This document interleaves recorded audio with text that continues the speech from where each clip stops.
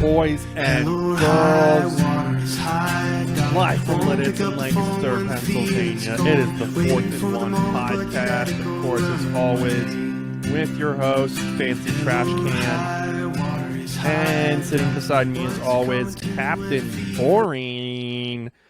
We're going to jump right into it. We got a packed week. We had a lot of actions, a couple upsets. I look like I'm a football coach from 1979, and we're all ready to go. First things first, muy importante. For the first time, there were two first-time evers this week. The state of North Carolina, and I have to pull up so I'm giving you the exact right teams here. The state of North Carolina, i.e. Duke, North Carolina, NC State, and Wake Forest all started 2-0. They all won both of their first games. Those are the major contests. Obviously, it almost was Appalachian State, which upset Texas A&M. I'm sure we're going to get on that later. And the other big news, which is kind of a big breaking news for the first time ever, Scott Frost was fired this week after just an abysmal start to the season. Couldn't have gone worse. Couldn't have gone worse for him. Could not have gone worse. The interim replacement was Jamar Chase's wide receiver coach at LSU, a guy named Mikey, and I just blanked on his last name. Anyway, I don't know. The first black coach in all of Nebraska sports history. There it is. All of Nebraska sports. I did pause for effect. Wow. We, dear Lord. There's so much to cover here. We didn't do too bad this week. We were at the Michigan game. We got to see the Bama and Texas game. Before heading up to Ann Arbor, where we got a rain delay for Michigan, and we saw J.J. McCarthy win the starting job for Michigan as well. Let's start where we started on Saturday with that Bama-Texas game, Micaiah. Texas ekes it out. Ekes it out there with basically time expiring. You had one job. Just the one. And we saw for the first time ever Alabama look vincible instead of invincible. I don't know what the word there is. I wouldn't say for the first time ever, but definitely for the first time this year, and probably for the first time in since 2 years ago, maybe, because of all of 2020, they looked pretty great. All of 2021, they looked pretty great. And then this year, Texas kind of out physicality them. There's a reason why, Simeon, you and I were joking, that there's a reason why Nick Saban doesn't go on the road to actually play big-time opponents, because his teams do not do well on the road in non-conference games, clearly. Will Anderson, best player in the country, had 3 or 4 penalties, really boneheaded mistakes. Bryce Young really wasn't good until the fourth quarter. The defense was okay, but really that was a product of Texas quarterback Quinn Ewers that was just outstanding for the quarter and a half he did play, until he sprained his SC joint, which is where the clavicle meets the rib cage, I guess. I don't know if you saw this, out 4 to 6 weeks. Yeah, out 4 to 6 weeks, which means he could be back for the Red River rivalry against Oklahoma in October. So let's root for that, because he was just absolutely outstanding. Texas got up. Now let's see if Texas can stay up and kind of come with that same enthusiasm. Yes, it is. Come with that same enthusiasm and same focus. That's what she said. As they did to Alabama. But yeah, it's also very evident for Alabama that they don't have the wide receiving weapons, and they need to kind of revert back to old Alabama, if it were, and really kind of focus on the running game. Absolutely. There were a few interesting games that were played, including we're gonna jump over to this while I try to set up my screen here correctly. The Sun Belt looking absolutely dominant. Dominated. Beating three teams beat two top 10 teams and one Power 6 team on a non-standard. Anyway, Appalachian State took down Texas A&M, number 6 Texas A&M at the time, 17-14. I don't know if we called that, Micaiah, but I don't know if we called that, but I think we did, didn't we not? What, the Appalachian State, Texas A&M? Mm-hmm. Well, no, not the upset. Appalachian State being dominant this year. Oh, yeah.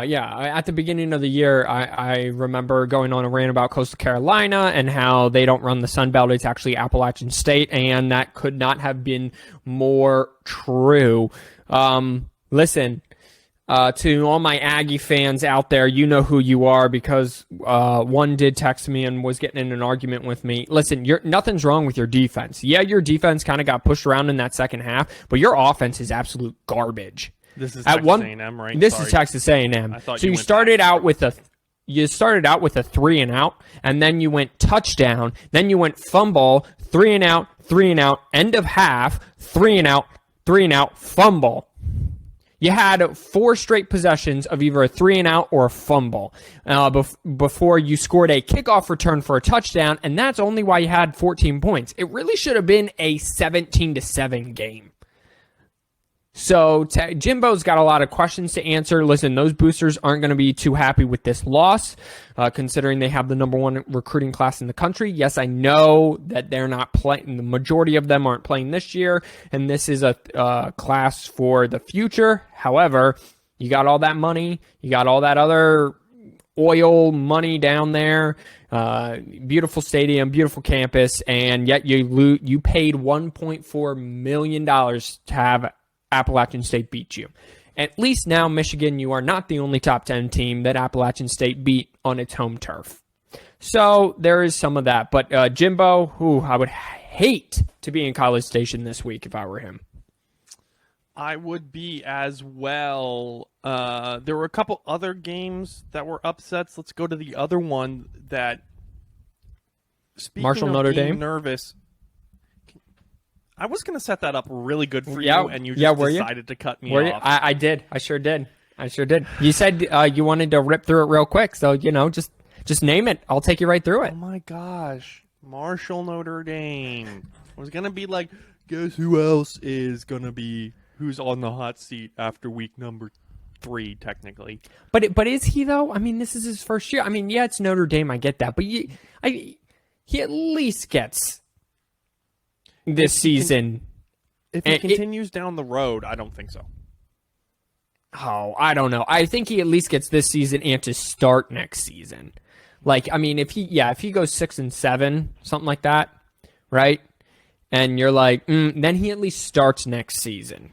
However, his problem is very similar to Texas A&M problem. Their quarterback play is absolute garbage. Hi, Duke. Welcome. There's the Duke, the Duke of the hour, the podcast mascot. They have the exact same problem. Their quarterback play is just terrible. They need to rely on the big offensive line that they have, and they can't. Marshall came to play. Marshall, first season in the Sun Belt, came from Conference USA. Forgot about that, yeah. Yeah, so just throwing that out there. Yeah, I mean, I was shocked by this. I really thought Notre Dame's defense would have that unlocked, but Marshall pushed around Notre Dame at home. Not a good look for the Notre Dame frontman head coach, whose name is all of a sudden out of my mind. That's okay. We still love you. We're going to go ahead and skip ahead to 2 overtime games that kind of... Marcus Freeman? Marcus Freeman, that's it, yes. I lied to you. 4 overtime games. 3 overtime games. I can't speak. Starting out with the Mormons versus the sexual predators.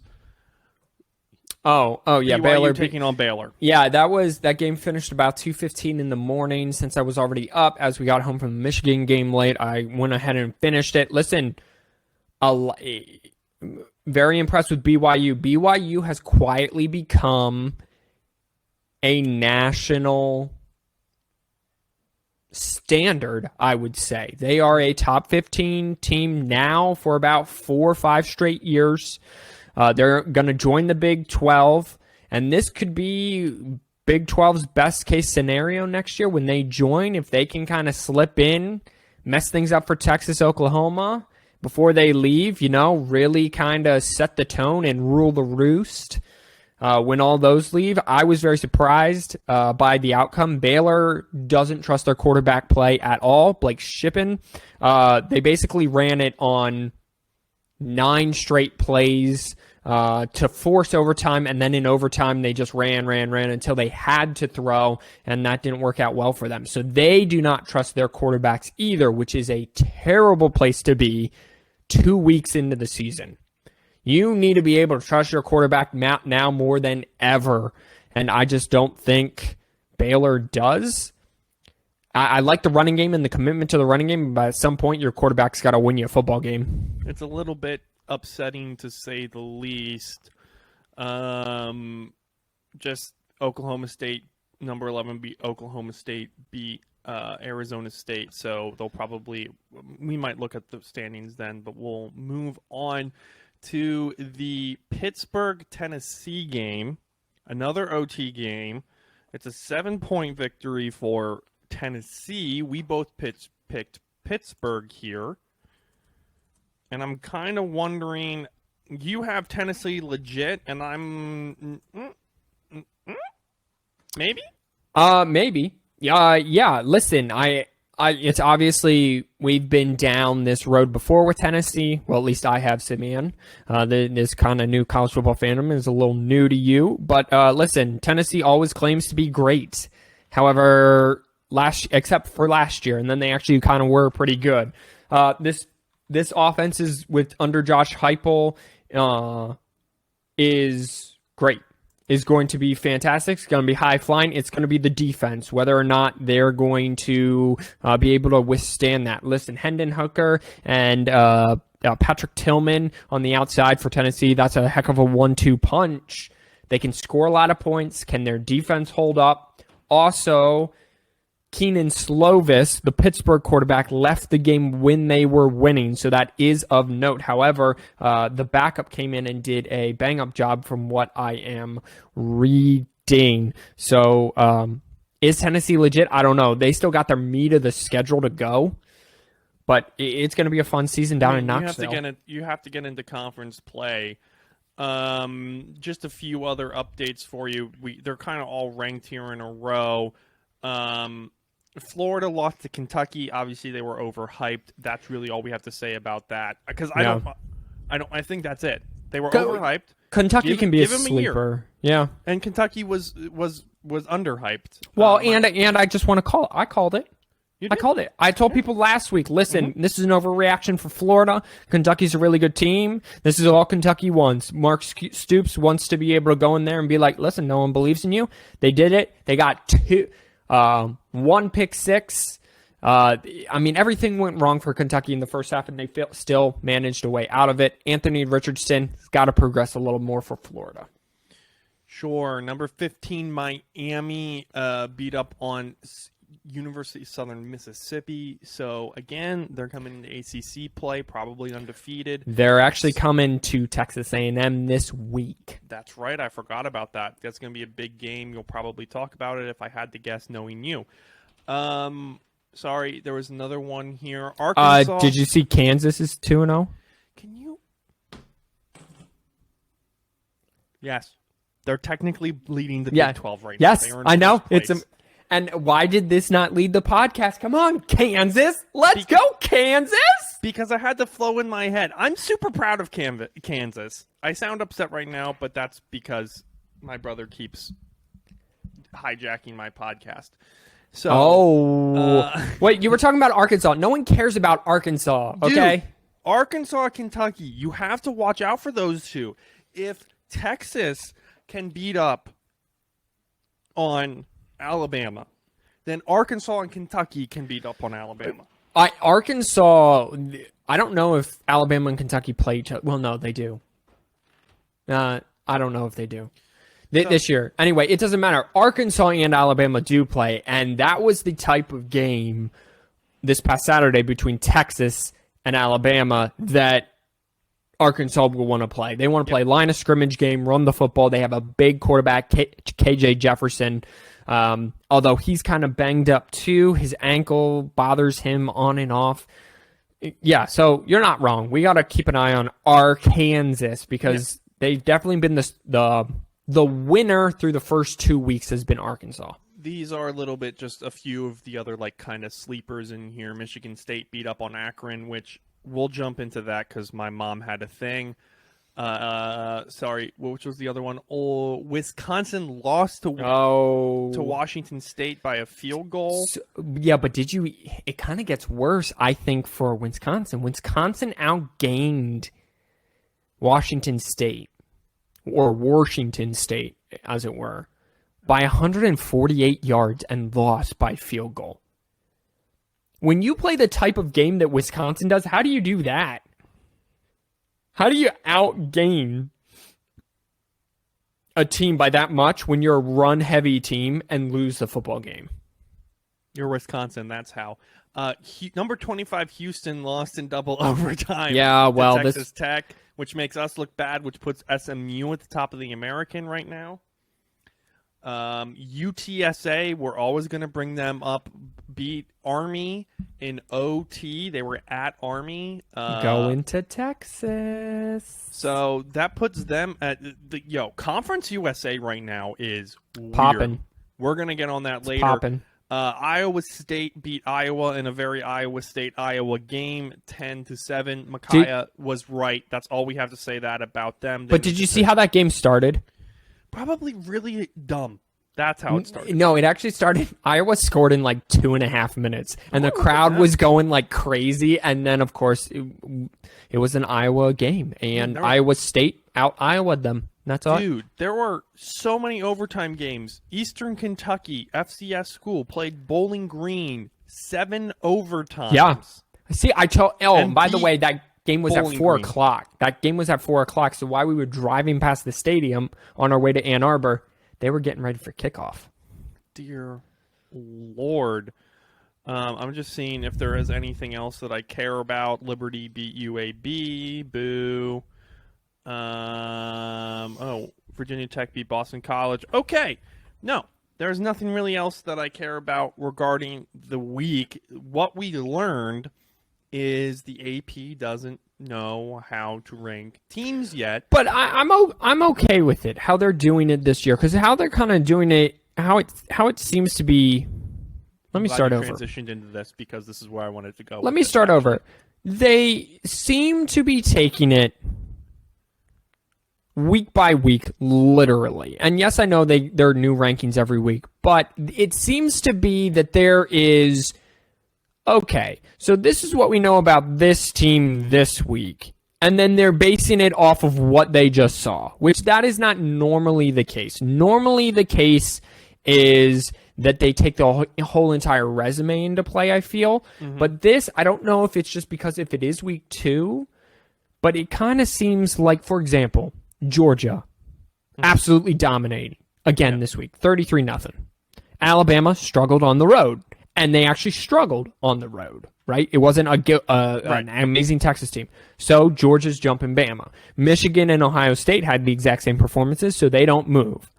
Arkansas had a great win over South Carolina. They jump up BYU. So it seems very, I don't mind how they're doing it. I wouldn't want them to predict the Final Four, but I actually don't mind. You might disagree with the rankings, which is fine, but I don't mind how they're going about it. I was actually wanted to talk to you about this because they kind of seem fair. No one seems overranked besides maybe Michigan, Clemson, and USC. Michigan State or Michigan? Michigan. So, just because of the softness of opponents, but I feel like that's where you come in with week 2 and you go, it's week 2. I think it was fair to drop Texas A&M down to 24. I have a problem that Texas, after a loss, jumps not to 25 or 24, but to 21. They jump all those teams. They go from being unranked. They go over Oregon, and they're ranked above Penn State, who has played, and well, not great, but better. And how is Oregon ranked? Okay, so yeah, you put up 70 on Eastern Carolina. Did we not just forget? And I know that I was just singing the AP's praises, and now I'm going backwards. Well, I feel like did we not just forget what Georgia did? Here's the last 5: Ole Miss, Texas, Penn State, Pittsburgh, Texas A&M, Oregon. They're just a crapshoot at the end of the day. I don't mind Penn State. The last 5, to me, how good they were last year, Penn State should have been ranked higher. I'm not going to hate it. I think the top 5 is fine. I'm not going to hate it. I don't think Michigan should be in it, but that's beside the point. I think Kentucky, Arkansas, who would you BYU, replace? and Miami are all ranked good for where they're at right now. Miami's not. Miami, again, we're going to find out this week what Miami's really made of, but who would you replace with Michigan or Clemson? I don't necessarily disagree with you, but who would you throw in the top 5? Yeah, I mean, that's so hard. You could throw Oklahoma in there. You could throw, I don't know, who else has played harder games? Tennessee has played BYU, technically. Yeah, BYU. Yeah, here's another interesting thing. Ohio State their schedule is only as good as Notre Dame ends up. If Notre Dame ends up, I don't know, let's just say 5-7. Right. 4-8. Right. Well, then all of a sudden that top 5 matchup in week 1 doesn't mean jack. And that means that their out of conference schedule sucks just as much as what they would say that school up north schedule. Yeah. And so now, and that kind of sucks for both of them, because I believe that if this year keeps going the way that it is, there could have been a potential in the Big Ten of a Michigan beating or Ohio State beating Michigan. That's the only loss, and Michigan still making the playoff, or vice versa, right? Both the teams going undefeated, because those are 2 of the 4 best teams, even though one doesn't have a conference championship. So I think their out of schedule is hurting them a little bit. However, it makes it good for the rest of college football, because maybe we'll have some new teams in there. But can I just want to apologize to all Georgia fans. Georgia looks... you know what they look like? What do they look like? They look like how Alabama used to look like after they won the national championship and had a whole bunch of their defense graduate. And people were like, you know what? They're going to backslide a little bit. I'm not impressed with Alabama. And then they go out and they just obliterated people early. Mm-hmm. That's what Georgia looks like. Alrighty. Well, let's just do Mom's segment here real quick. This is the segment Mom's questions. Where we respond to our mom's questions, who is Mom's our currently questions. only supporter. If you want your questions answered, you can go to anchor.fm/4th-and-1. Did you see that one of our videos had 5 likes by the same person just going, woo, the whole time? No, I didn't. But all right. I appreciate that one person that was going, woo, the whole time. All righty. All right. I did like some of it. Mom said, thanks for the answers, first of all. Second of all, Robert said in the Penn State-Purdue game that Penn State doesn't have any identity in their run game. What does he mean by that? It means they lack focus. They don't look like they're together. They're running the ball, kind of seems sporadic. No, that's not what that means. The running back is having a social and anxiety identity problem. No, but for real. No, it means that their run game looks lackluster. That's basically what it means. It means they don't, in key situations, lean on their running game, is basically what it comes down to. So the identity of their football, how are you going to move the football offensively? That's what it means.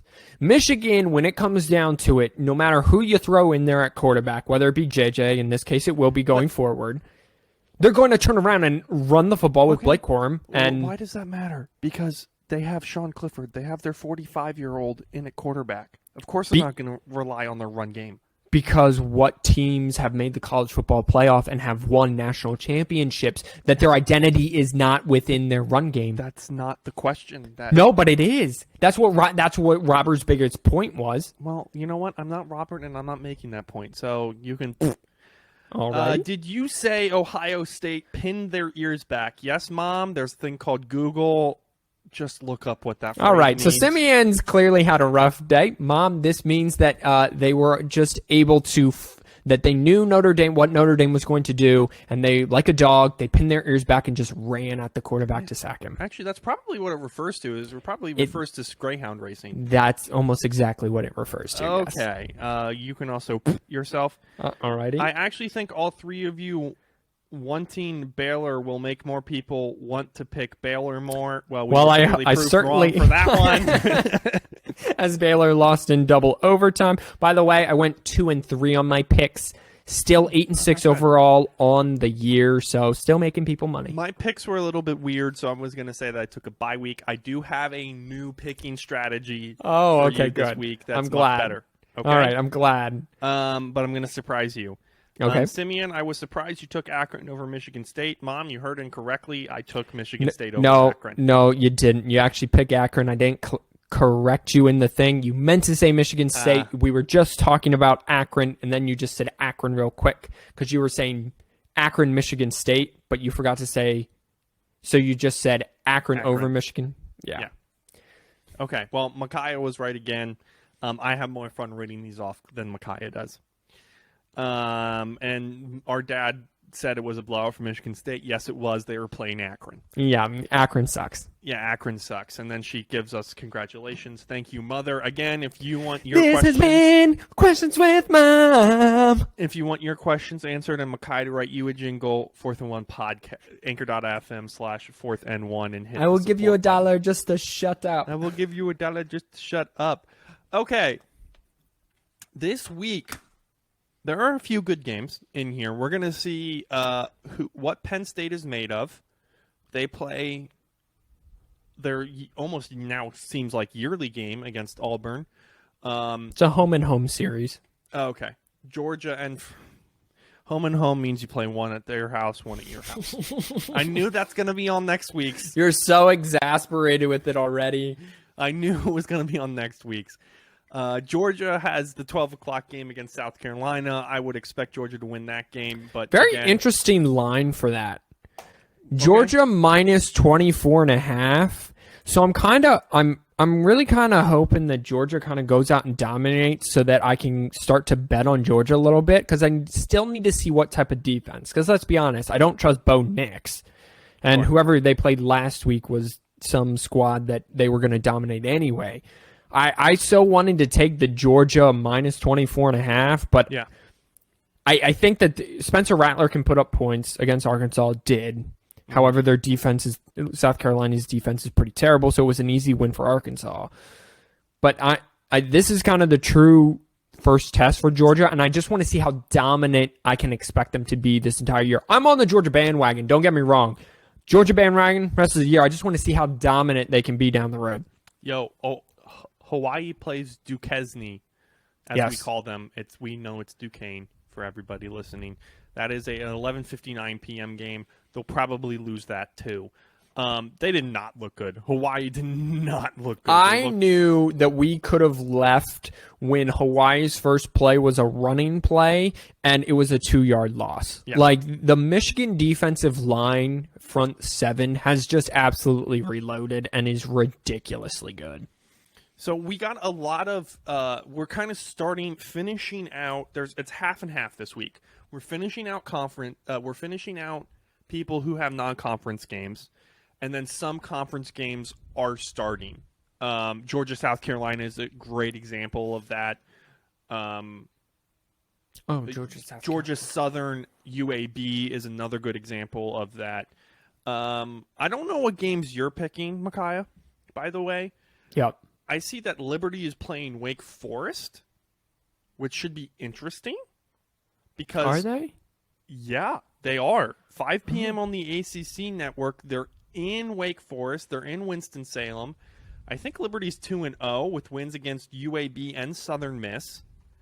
So they clearly didn't lose a step after losing Malik Williams, is it? Willis. Sorry. So, Oh, they are. I missed that. yeah. Speaking of Akron, Tennessee, Akron's playing Tennessee. You obviously picked Tennessee on that one. It'd be hilarious if there was an upset as well. So really, there's only like one or two games that I'm really interested in. Besides the Fighting Brady Hoax takes on number 14 Utah, who took out their anger on their loss last week. I don't think. The team. Real quick on Liberty Wake Forest, it shouldn't be a game. Liberty's defense is allowing 372 yards a game, 246 on the ground. Wake Forest, Sam Hartman is back, ladies and gentlemen. They're 16.5-point favorites. I mean, they looked good last week to Vanderbilt, albeit, but that shouldn't be a game. I concur. Cincinnati's playing Miami, another conference game. Makai, you got 5. Yep. That I know you want to pick out. Oh yeah. I got 5. Oh. That I want to pick out. Oh yeah. But it's a different type of 5 because I'm me and I have to be special. Yep. So, what are your 5? You just want me to go, or you want me to leave go. you? All righty. We should get me like some music or something. But here we go, ladies and gentlemen. We should have a lot of things in this podcast, Micaiah. We should be doing this side by side, but we're not side by side. Yeah. Okay, ladies and gentlemen, I'm 8-6 overall, which means I have made you money. So I'm going to do 2 things this week. I'm going to give you the winner, and I'm going to give you what I'm betting on, just like usual. And in one case, it's the exact same pick. Gasp. So here we go. Number 12, BYU at number 25, Oregon. Why is Oregon ranked? We kind of talked about this. They just got their doors blown off 2 weeks ago by Georgia, and then they hung 70 on an FCS school. Get the F out of town. Why are you number 25? Bo Nix, again, a lot of upside. Started as a true freshman at Auburn. Up and down career, is a much different quarterback at home than he is on the road. Here's the problem. BYU has an identity and Oregon does not. BYU has the better quarterback and Oregon does not. BYU is more physically tough than Oregon, and I don't understand how BYU is the underdog. Probably because it's away from Provo. Probably. Okay, so it's in Eugene. I am taking BYU plus the 3.5, and if you're getting spicy with it, and I will just say it, I'm also taking BYU outright to win this game. Wow. Again, home court advantage helps, or home field advantage helps Oregon, but BYU has their identity, and if BYU wins this game, listen, they become that Notre Dame true contender for the college football playoff, assuming they run the table, maybe even with one loss, depending on how Oregon season plays out. Number 2, number 22, Penn State University going on the road to Auburn. Ooh, Brian Harsin needs a win. Head coach of Auburn, boy, does he need a win. So here's what I'm hearing from the media and from other people. If Harsin does a great job this year, they're going to mutually agree to part ways, and Harsin's going to go get some Big 5, other Power 5 job and be just fine and start rebuilding that culture. If he does lousy this year, they're going to fire him and drag him through the mud, typically as these big boosters at the universities do. Sure do. What Harsin needs to win, though, is a quarterback that can actually produce, because in their 2 wins, it has not been pretty. A QBR of 54, and that was the good game in week 1, and then last week it was a QBR of 41. So, going up against a pretty good Penn State defense. Now, here's the thing. This is Penn State's best run defense they're going to face. Penn State has a little momentum going on the ground, as I just sounded like a cow there. Mo. And they still don't have an offensive line that can protect their quarterback. What does Auburn do? Auburn uses their big SEC talent to stop the run and get after the quarterback.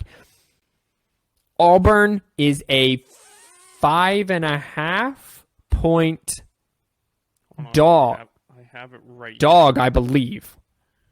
It doesn't really. It's 3.5 right now. That's what FanDuel has it at. Not sponsored. And Auburn is a 3.5 point dog.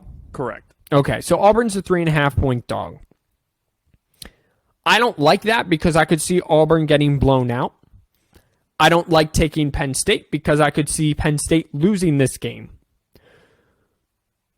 The over-under's at 48, I believe. Gonna make me scroll back up. I'm trying to make my picks for you. Oh. Hold on. I scrolled past it. 46 and a half. Oh. It dropped. It did drop. Take the over. I did not know that. Because it was at 48 when I was looking at it. You take the over. So here's what I'm going to say. I think Auburn wins the football game. I think you can take Auburn. I'm not a true believer in Penn State yet, and I'm a true believer in Brian Harsin. For some reason, I've had no attachment to him, but I just think that he's a really good coach who's kind of getting the shaft right now. Mom, go look up what that means. I'm not explaining it. So take Auburn and the over's at 45. The score last year was 28 to 20, I believe. So you're looking good there. So I'm going to say take the over at 45 and a half. All righty. Simeon, do you think Jimbo Fisher's going to get fired? Not if he wins. Not if he beats Miami. That is the correct answer. Yeah. I cannot tell you how badly Jimbo Fisher needs this win. Number 13, Miami, who we still don't know much about because they played two low-level schools and a low-level school and an FCS school, is going to College Station. Texas A&M, like I said, got pushed around in the second half. However, it was because their offense and quarterback play specifically is just absolute garbage. Okay? We don't know much about Miami because, like I said, they didn't play. However, their identity and the identity of Mario Cristobal is to own the line of scrimmage both on the offensive and defensive side. Can A&M bounce back? No turnovers, better quarterback play. What are we getting for Miami? I don't know.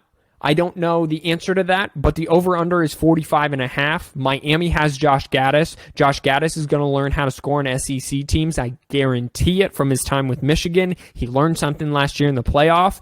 I don't trust A&M. Over-under is 45.5 right now. I'm taking A&M because I think Jimbo's going to light a hell of fire under them. You take the over at 45.5. You take A&M to win if you're feeling spicy. And you move on to UTSA going to number 21, Texas. Oh! Yes, I threw this in here just because I had to. Okay? You can. Yeah. Texas, like we said earlier in the show, life after Ewers begins now for the next 4 to 6 weeks. Okay? Hudson Card came in, managed the game. However, as Simeon can attest to, he has a banged up ankle and he's not good to go either. UTSA, just continue what you're doing. Your defense is absolute garbage. You've given up 30 plus, both to Houston and to Army. Yes, they both were overtime games, but you take UTSA plus the 11, or you can take the over at 61.5 because no matter who's under center, Texas is going to find a way to score the football. Okay, they're just too talented with Bijan Robinson and their receivers on the outside, and that offensive line to not score points. It'll be such a Texas thing.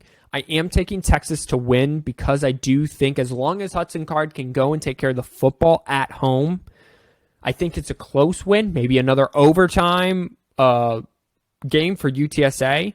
But I liked what I saw last week from Texas against Alabama. However, I do expect there to be a hangover, UTSA plus the 11. And then you roll into my final game of the week, my final pick, which is Texas Tech going to number 16, NC State. Guys, these aren't big showtimey matchups, but hopefully they're going to be good ones. Texas Tech 2-0, NC State 2-0. We know what happened in week 1. Then they put a 50-burger on their opponent last week. NC State, though, needs to start laying it on their opponents because of exception surrounding the ACC. You can't have one loss and all your other wins look terrible. So NC State really needs to lay it on. The over is 55.5. NC State has allowed Eastern Carolina to hang around. And they know how to put up points, and so does Texas Tech because they're a Big 12 school, and Texas Tech likes allowing points because it's Texas Tech, and that's what Texas Tech has always done. How many times I say Texas Tech there, Simeon? So you take the over at 55.5, which is a generous number. People in Vegas must know something that I don't, but you take NC State to win. So just to recap here, you're taking BYU plus the points. You're taking Auburn over 45.5. A&M over 45.5. You take either UTSA plus 11 or over 61.5 with Texas to win. And you take NC State to win over 55.5. What was your UTSA Texas thing again? The bet. Yeah. Plus 11. Plus Or 12.5. The number's 12.5 now? Yeah. Absolutely, people. You got to jump. Listen, Okay. UTSA That can was the one score a lot of points. UTSA has something. They came back. Their defense doesn't look as good as you want them. Oh, no, that was someone else. I was looking at this. So I'm going to take that bet off. But, yeah, take UTSA plus 12.5. Absolutely, you do. I want to give two other – these aren't going to be in my top 5 here, but I thought it'd be interesting. I have real quick. I have 4 others as well. So go ahead. Maybe look at you. Okay, we can we'll play these off of each other. Yeah. We'll share back and forth. Go ahead. What do you got? Nevada, Iowa. Oh, Over unders at 38.5. Nevada's not good enough, guys. You take the under. And they're not good enough. Iowa City? It is in Iowa City. Yeah, absolutely. You take the under. This is a 27-3 type game at the max. Yeah, 100%. Wow, I really like that. That's a good find. Everyone, that might be the pick of the week. What do you got? I got LSU plus 2.5 at home to Mississippi State. Ooh. Brian Kelly's not going to let this team, and with the overreaction of the fans after the FSU loss, I'm sorry. You're at night too. It's like at 6 p.m. Mm-hmm. Baton Rouge is different at night. LSU plus 2.5. I have Georgia Southern at UAB over. Oh, my odds just dropped on that one. Over under 54.5. These are teams that I think can put up some points. Remember that these Conference USA, in this case, teams don't necessarily like to play a whole lot of defense. Yeah. That's actually kind of what makes UTSA a little bit special in the Conference USA. So 54.5 after the 2 games they just had. It's going to be close, but I think it's going to be like a what wouldn't it need? It's going to be like a 34-27 type of game. Michigan, UConn over 59.5. At least that's what I had it at. I don't know what it is now. Any higher than that and get a little risky. I think Michigan is going to put up at least 49 points. UConn's probably scoring an additional 17 to 20 just because this is the best offense Michigan has faced to this point. JJ McCarthy. Something. Yeah, JJ McCarthy looks like the real deal. And it'll be interesting. His second ever start, but he is now the guy going forward for Michigan. Do you, Simeon, after watching the game there, I was trying to find the Michigan numbers for you. Do you think that Harbaugh's making the right decision? Yeah. I do too. Not that one throw is what did it for me. Oh, I get that there's the whole locker room thing, and I'm not even going to try to express the throw, but I was talking with my brother-in-law last night. We were watching Monday Night Football, and the fact that you have to respect the run is huge and will help you out especially if you're going to try to pass first, like Patrick Mahomes does. You're still going to try to find the pass as long as you don't force it and trust your legs. Yeah, that's gonna that run first mentality is going to get you what you want. It's The throw was, I was like, okay, anyone can do this to Hawaii, but then Cade came in and didn't do the exact same thing. But you're right. The throw where he steps up and has to fit it over the linebacker and under the safety and fit that throw in between those two guys was just outstanding on the run off of 1 foot. Cade's not making that throw, doesn't have the arm strength, and you're right. Just He's the leader you want. He'll be a great coach. Okay, that's yeah, yeah. And this is honestly, this is the perfect year to do this because your non-conference is so what it is. You get JJ hit the ground running. Let's just assume they have a decently successful season with a loss in Columbus at the end of the season. They make a New Year's Six game. They play well. Now JJ next year, when he doesn't have the weapons, can be that leader that Cade is this year. And you still have the offensive line. You still have the running backs. But you don't have the weapons on the outside to where he can kind of be mature and bring these guys along with him. Yeah, and maybe we see something bad in UConn and Cade gets the starting job back. Maybe. It's not. They're clearly treating this as a preseason. To me, they're clearly treating this as a preseason. So, yeah, I think it was the right call. We'll see. Like we said, walking out, Cade will win you a Big Ten championship. JJ gives you the opportunity to win a national championship. Yep. Absolutely. That's how it is. Bowling Green Marshall. 51 over 51.5.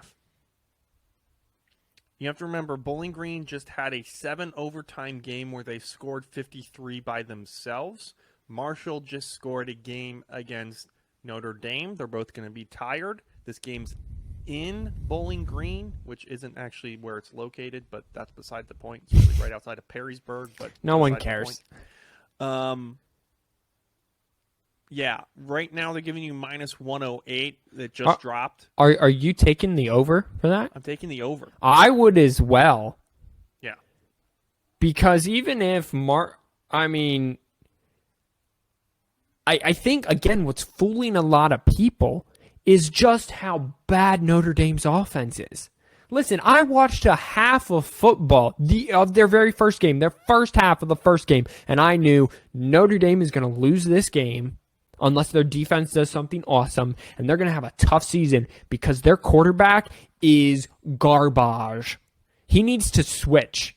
And he might have to with the injury, but yeah, over 51.5 for Marshall. Marshall's going to run that rock. That's a good call, man. Dude, you are finding gems. These aren't my picks, by the way. But they could be. Those are just extras. I just gave those extras. They could be. Nebraska plus 10.5. Interesting. I like it though. Because listen, I didn't get to comment on this. You know how the song is Frosty the Snowman? Yeah. You could do Frosty got fired from his Nebraska job. Nice. Yeah, I know. I'm tone deaf. But Nebraska has played in all these one-score games. They're going to play better. They're going to play because the whole world is like, oh, Nebraska's trash. They're going to sort of play for Scott Frost, I'm sure, in this game was a 9-point game last year to Oklahoma on the road.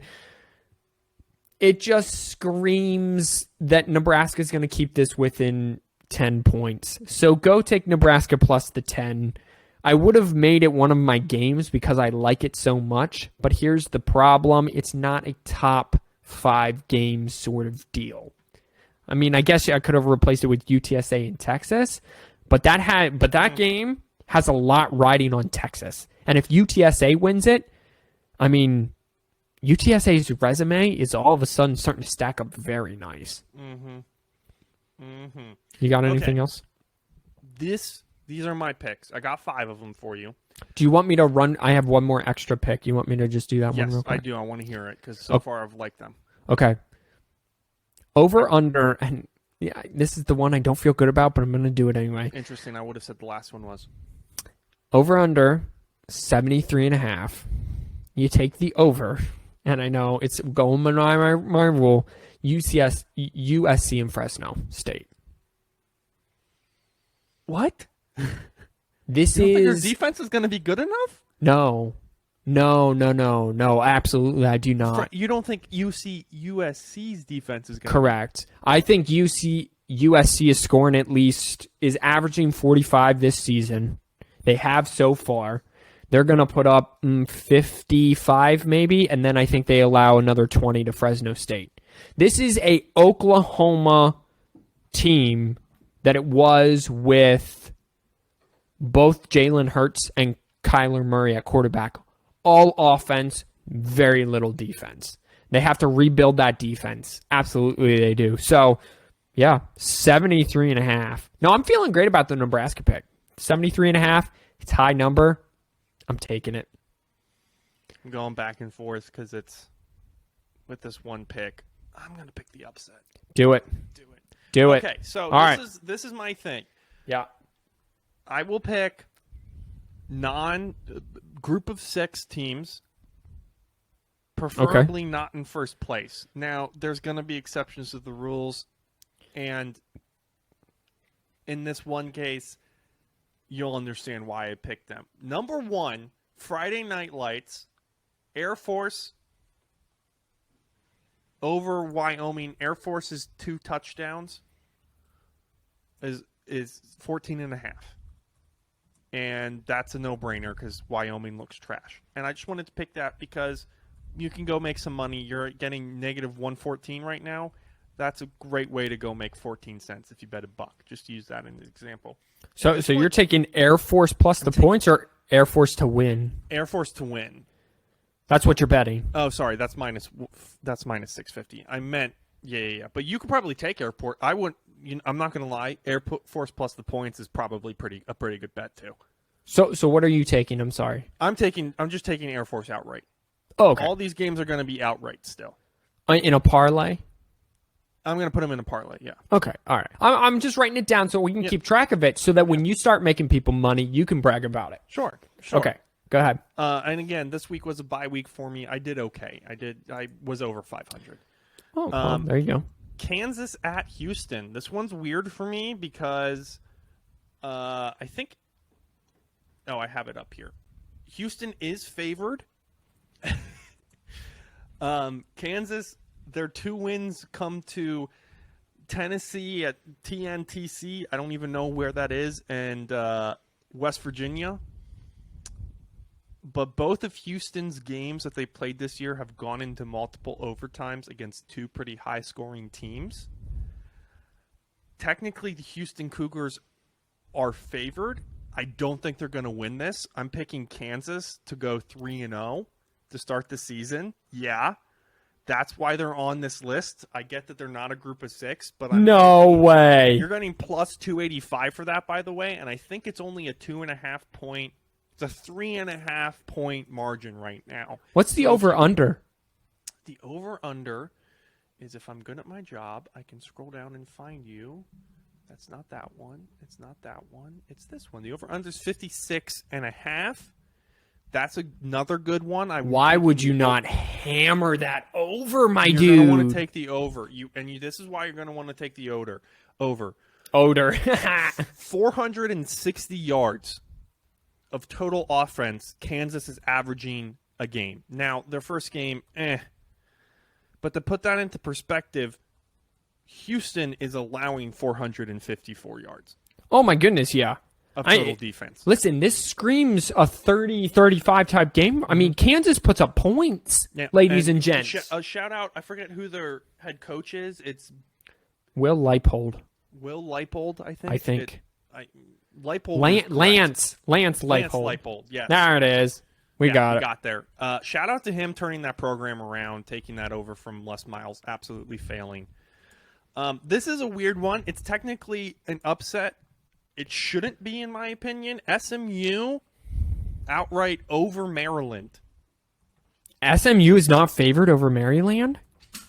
According to the Football Power Index, it's 67 to 32. This is a 3.5 point over under 73. Do not touch that over. Don't now, touch granted, both of these teams like to throw the ball. 514, averaging about 520 for both teams. Throwing the ball about 340 yards a game. Both defenses are comparable. I think Gonna be very entertaining. it's gonna be entertaining, but I don't know if Maryland's gonna have it in them, and I know SMU's gonna have it in them. SMU's now a clear front runner to win the American, even over Cincinnati, and you're gonna find out this week. You're taking SMU over Maryland. This is an interesting. Sorry, I like your Kansas pick a lot. Honestly, I don't know why Kansas is very impressive. Listen, if both Kansas and SMU win this week, first of all, good for you for calling it. SMU clearly, like you said, is in the driver's seat. People's gonna start talking about Kansas if Kansas beats Houston. Mm-hmm. I mean, it's gonna be a big deal. It sucks it sucks what division they're in. It sucks that they're in the Big 12, but they can at least make some noise, and it is a big deal. And like I said, it's very good for Lance Leipold what he was able to do, what he is able, and what he's currently doing. It's huge. It kind of sucks because I don't see him staying there long term, just because of where it's located. He's old enough to make a Kansas State's kind of coming back too. Like, I could see him. You're in the Big 12. If you can turn a franchise around, what I'm thinking is he might stay till he retires. How do you remembering how old he is? How do you recruit there though? Like, you're literally in the middle of the United States. It is Lance Leipold, and he is 58 years old. How do you he was recruit? At Buffalo before this. How do you recruit to Buffalo? You don't. No, because it's not a Power 5 school. Like, yes, I understand. He is good at recruiting, and it makes perfect sense geographically between Buffalo and Kansas, similar cold, whatever. I get that. So, yes, he knows what he's doing. But in order to compete basketball brings in money, and so it's not like you're a second-class citizen. You're still going to a great school, really good amenities, because that's all they have. Do you think, with the playoff going to 12, probably at the start for the 2024 college football playoff, which would be next year's playoff, because this year's is in 23. Yeah. Do you think, I'm not saying next year, that Kansas State, whoever, can get to at least be one of the 12 best teams? Yeah, 100%. I just don't see it. Well, okay, this is where I think the coach makes the difference. That's why I'm saying good job on Lance. Listen, Kansas has thrown coach after coach. They brought in Les Miles, who beat Nick Saban multiple times, and he wasn't able to do it. And then they bring in this random guy from Buffalo that's from Wisconsin originally, 58-year-old dude. Like 2 months before the season starts. 2 months before the season, upsets Oklahoma that season. Texas almost got Oklahoma. Upsets Texas, thank you. You're welcome. So now what? All of this, let's say they do that this year. And upsets them both? Right? Oh, yeah. Would we fly to Kansas for a game? We would almost have to fly to Kansas. Almost have to as an homage. It would be like if UConn turned it around this next year. 100%. Hey, they're independent, but Michigan is still fragile enough that they can mess this up and lose to UConn. Okay. Speaking about someone who's fragile enough, the Hilltoppers. They're not fragile at all. The Hilltoppers, Makai, do you know what school this is? You should. Western Kentucky. They're so just in the backwoods that their quarterback doesn't even have a picture on ESPN. I love it. They outscore Indiana, and somehow, actually, the Hilltoppers are favored by 6.5. So I'm just letting you know. Who? To Indiana. Yeah. At home or on the road? On the road. They're in Indiana. Okay, I just want you to relook at this because I'm not saying I don't trust you. I'm just saying sometimes you get it backwards. No. Western Kentucky is minus 6.5. Minus. Oh, Six. I'm sorry. Wait, no, but that's okay. No, they're not -6.5. Indiana is. I was getting them backwards. I'm sorry. Because Okay. the power index has Western Kentucky winning, but the sports books have them losing by 6.5. So take Western Kentucky. So you take Western Kentucky. You take Western Kentucky. You take Western Kentucky plus the points. You take 61.5. You take the over on that as well, because they're gonna put up 30-some on them because they throw the ball round. Solid defense, better than Indiana's offense. This was one of the simplest upset picks. Well, and I think, Simeon, to your point, Power Football Index, they were the very first computer model person that I heard last year that said Michigan was going to beat Ohio State. In like week 8 of the season, the Power Football Index had Michigan beating Ohio State like a 60% odd. First, and I mean, it turned out to be right. So listen, Power Football Index knows something people don't know. Western Kentucky, you could even go Western Kentucky plus 6.5 because I think it's a close game. It is, but I think it's Western Kentucky winning. And then my last pick, this one's weird because this is the close. Again, all of these have been upsets so far. I think minus Kansas? Minus Air Force. Kansas was. Minus Air Force. North Texas, Mean Green are going to UNLV. You take North Texas. Oh, you're going to have some very angry cousins. Yeah, they don't care. Here's the thing. This one is my worst pick. So if you want to put a 4-leg parlay together, put it in. You're going to make a ton of money. I may even take this one out to make the bet. I'm not going to lie to you. But North Texas has a win over UTEMP, lost by 38 to SMU, and then won last week by 30 against Texas SO. I'm not sure what the SO... Texas Southern. Yeah. Okay. UTSA, they beat them last year. They were their one loss, the Mean Green. Quarterback is in the 77, roughly 60 percentile completion percentage. 7 It's not TDs, bad. 2 INTs so far. How much are they underdogs? They are even on paper. It's -3. Oh. But again, power index 36% likelihood of Mean Green to win. Their defense is what's going to get them. So if they can stop, I guess, the ball being thrown, which is probably isn't going to happen, they'll do it. But I just think there's something in. I've seen them win enough that there's just something there that I think they might upset. Mind you, the only win that the UNLV Rebels have is against Idaho State, which isn't even a Power 5 team, and they lost to California last week.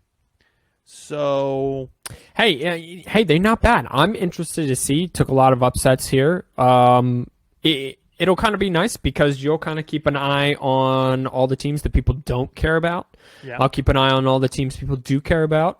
And together, we'll make a baby of college football that people care about. a sandwich. People care about sandwich. People care about sandwich. People care about college football sandwich. I think we got to everything. I think that's it. I really do. Heck of a show this week, ladies and gentlemen. We rushed through everything, and of course, we wish that we could spend more time on stuff. I don't think so. I didn't feel rushed. But get excited. We were excited that college football's back. Then we had kind of the hangover week number 2, but we're still excited. Week number 3, you kind of get to see what everybody's gonna be. Yep. Mm-hmm. And then it's whole hog. We're going for it next week. We're going. So be excited, because I'm excited. Also, Kansas State, 14.5-point favorites over Tulane. I don't get where these people are coming from. Like, where did you come from? Where did you go? Where did you come from, Cotton Eye Joe? And I just say, like, there are a bunch of random teams like Conference USA and, well, no, the Sun Belt this year that looks like They're coming out of nowhere. So on that note, we're going to come out of nowhere and leave you guys. Yes, we are. Unfortunately, it's always been a blast. Of course, go follow us on, if I can find my music. Go follow us on Instagram. We post some great stuff there. We posted an update this week. Instagram at 4th and 1 Podcast. We'll see you guys next week. Wash your hands, you filthy animals. God bless. Peace out.